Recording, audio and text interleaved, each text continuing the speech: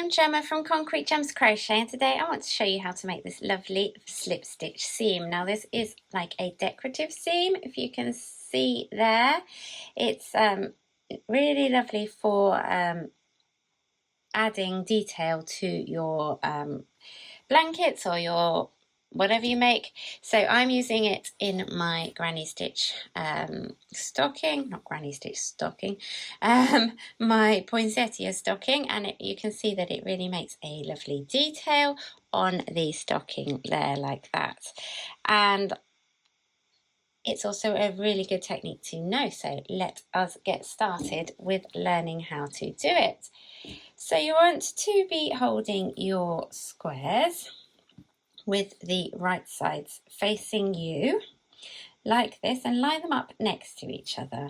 And actually I find it better to line them up above each other like so. And we're going to start into the chain space as you often would do, and we're going to go down so we can see a bit better. We are going to go through both loops of the stitch. So I'm going through both loops of that chain, and then I'm going to go through both loops of the corresponding chain on the other square. So I'm going to start going down there, and you want to go from front to back on both squares as well. And then I'm going to grab my yarn, and you can use the same colour yarn or a different colour yarn depending on what you prefer.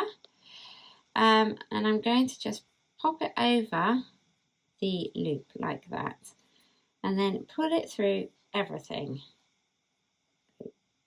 Pull, pull, pull, pull it through that stitch like so. Now you need to be careful you don't pull the end out, but apart from that you should all be good. Okay, so then you're going to insert your hook again into the next stitch from front to back of your panel nearest you, and then into the corresponding stitch from front to back in the other panel.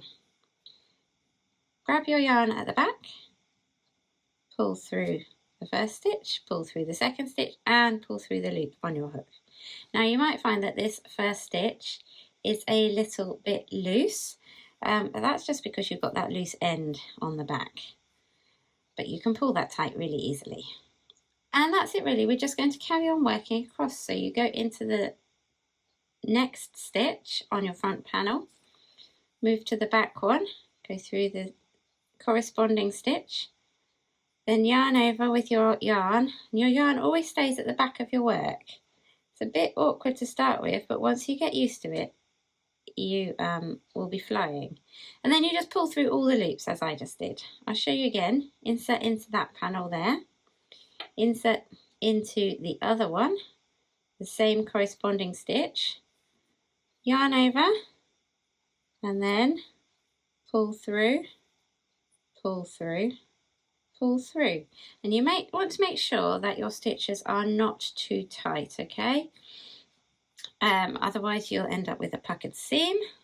But apart from that, it's fairly straightforward, and it is just a matter of remembering to do everything in the same order each time. So always go through your front panel first, and then your second panel, and always go from front to back with your hook.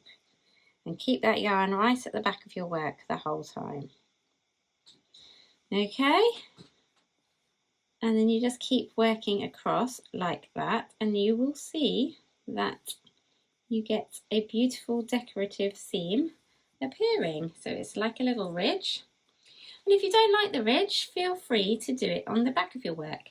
And what you'll get on the back is that pattern, which is fairly similar, I think, but it looks different slightly.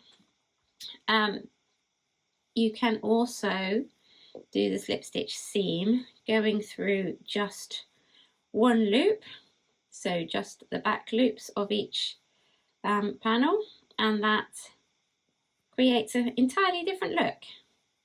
So I've got a different video tutorial on how to do that if you are interested in doing that.